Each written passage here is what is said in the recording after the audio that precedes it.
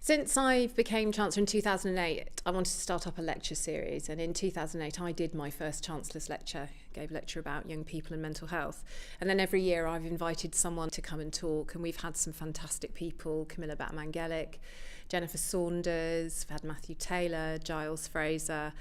And this year we have Professor Sarah-Jayne Blakemore, who is not only an amazing colleague but also a really good friend of mine. She is Professor of Neuroscience at UCL, and she's going to be talking about the teenage brain, which is just going to be fascinating.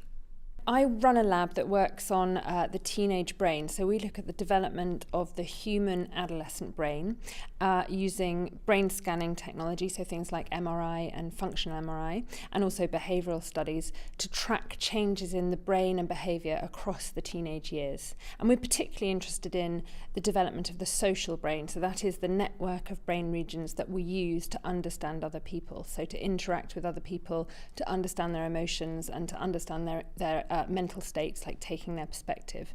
So we look at the development of the social brain across adolescence. At the moment we're doing lots of different studies in my lab, but for example we're interested in things like how puberty hormones affect the teenage brain, how they interact with brain development. We're also interested in things like peers, the effect of peer influence on decision making in teenagers, things like risk taking, why do teenagers take more risks when they're with their friends. We're interested in things like whether the adolescent period represents a kind of sensitive period for learning.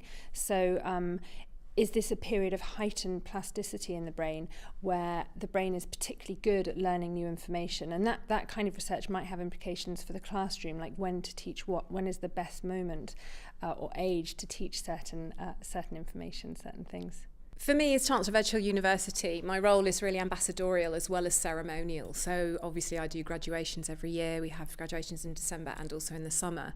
But it's also ambassadorial in terms of representing the university in the press, also in Parliament where I do a lot of advisory work.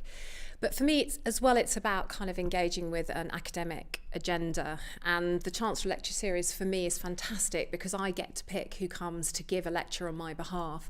And they're people that I'm fascinated by, that I work with, that I respect, admire.